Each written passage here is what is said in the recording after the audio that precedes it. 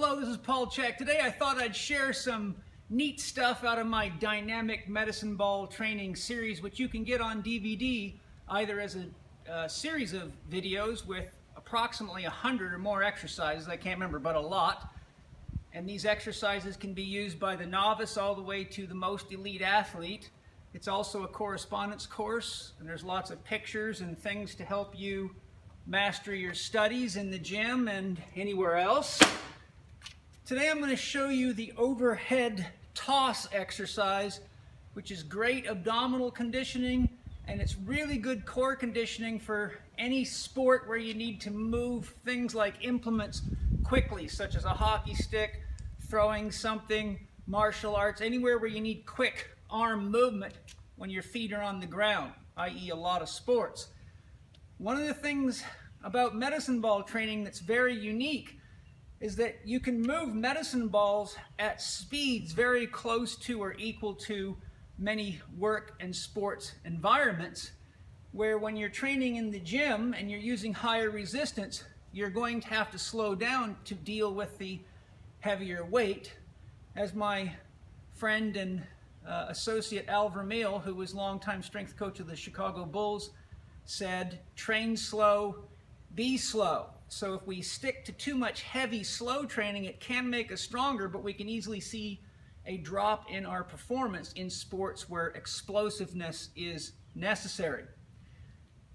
Now, the way that you get the joy of noticing something really cool happening, as a lot of my athletes over the years have found, is that when you start implementing medicine ball training, particularly if you're doing it with your weightlifting routines, when you go back to the gym after about your second or third medicine ball session, you'll often notice all of a sudden it's like you've had a big jump in performance. Athletes used to come back to me and say, Paul, I added 20 pounds to my bench press or my squat, and they were completely surprised because nothing had changed except doing medicine ball training with me.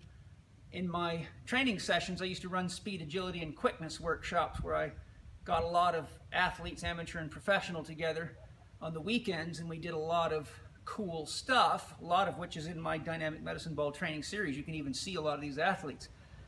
So I explained to them that when you move a medicine ball very quickly, you can up-regulate your type 2B, your fast oxidative muscle fibers. Your brain learns how to turn them on quicker, and because the weight's lighter, it can ramp up quicker.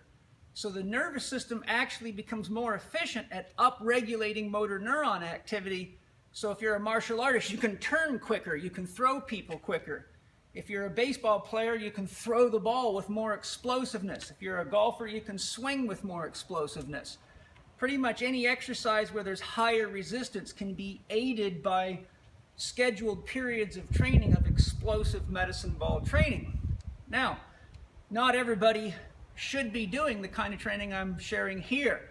So the first thing I'm going to tell you is if you're not in good shape, then you'd want to study my dynamic medicine ball training program and build yourself up the way I show you how to do it in there, because when you're doing medicine ball training, you get high speed eccentric. So for example, if I catch the ball and it pulls me backwards, that lengthens the muscle under tension, and because less motor units fire when a muscle's lengthening eccentrically, the same load is distributed over less muscle fibers, which causes more muscle damage. So you can get a significant dose of what's called delayed onset muscle soreness.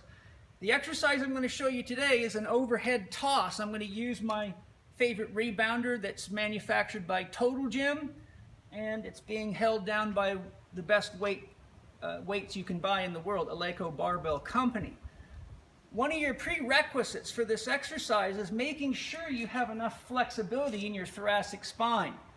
Most people, even young athletes, already have too much thoracic kyphosis and forward head posture, and since the arm depends upon extension of the thoracic spine after 140 degrees, if a person's spine is rigid, they will get an impingement syndrome doing any kind of overhead exercises if they're done with any regular repetition. So a test I developed to help you clear yourself is called the wall leaning test, and it's based on my many thousands of assessments of normal spinal range of motion and function in patients over the years.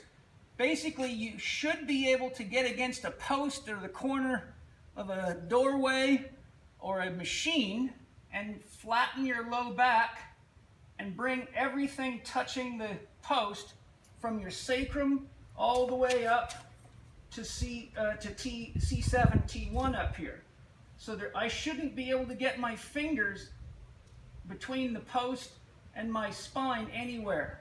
If I can, maybe I can't get any flatter than that, I can put my fingers in there, I can put my fingers in there. That means that you're likely to have impingement in the shoulder because the spine cannot support movement of the scapula without, if your spine will not extend, and as your arm goes up, the scapula cannot retract effectively. Typically with forward head posture, increased kyphosis and rounded shoulders, you get shortening in the pectoralis minor, which tends to pull the shoulder forward. So these are very important things to check. Many people just rush into exercises without being aware of whether or not they're really ready for those exercises. And though they may be fun, you might get to buy a new car for your orthopedic surgeon and you probably won't get to choose the color. So let me show you now this really fun exercise. If you don't have a rebounder and you have a partner, you can do it together. There's many variations of this exercise in my Dynamic Medicine Ball series. I'm going to show you a couple of ways you can change the exercise for safety and progression. These balls are called what I call dead balls. They don't bounce. They're filled with sand or another substance that won't bounce. Balls that bounce I call live balls. Typically I like to use dead balls because I do a lot of tossing and running exercises, and a live ball just runs on forever, so it defeats the purpose in a lot of ways. You don't get enough reps because you're chasing the ball all the time. The company that makes these balls is D, capital D Ball. These are probably 20 plus years of age and they still work great. They're all dirty because they've had a lot of use. This is a 16-pound ball, just to give you a weight reference. What we're going to do is take a split stance. You want to adjust the rebounder to an angle that supports what you're doing. If you're a beginner, you don't want to do the eccentric part of the exercise till your body adapts. So you throw the ball, catch it in front of you. Throw the ball, catch it in front of you. If you throw the ball and it goes over your head like that, it's going to pull you back very strongly and put a tremendous stretch through your abdominal wall, your shoulders, your chest. That's a lot of eccentric loading. So what we do is we do the concentric, which means muscle shortening. We catch the ball down here so we don't get pulled backwards. You can use a parallel stance. For example, a soccer player wanting to improve their throw-in would do the exercise with a parallel stance. And another thing is, as you do the exercise, remember the Chek rule. The sequencing of any exercise typically runs from big to little. Your core muscles make the bulk of the muscles you're going to throw with that are the prime movers. Your legs are certainly involved as well. So when you're doing it, don't just throw with your arms. You're going to initiate with the legs, accelerate the arms with the trunk, and the arms are like the tail of a whip. They come in at the end, pow. If you want to see it wrong, it would look like this. Versus stepping in, accelerating, activating the core, coming through.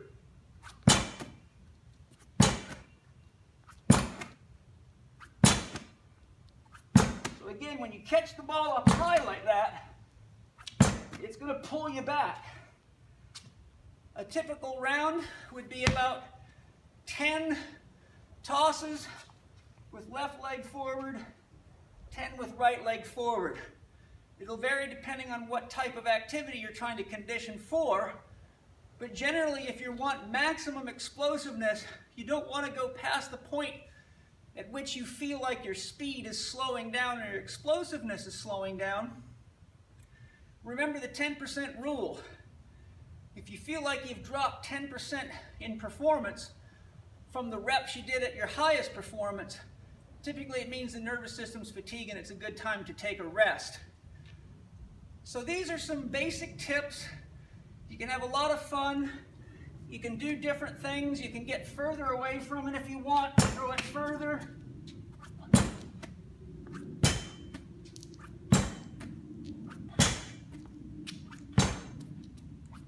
If you want to be a little more explosive, you can get close and really get on.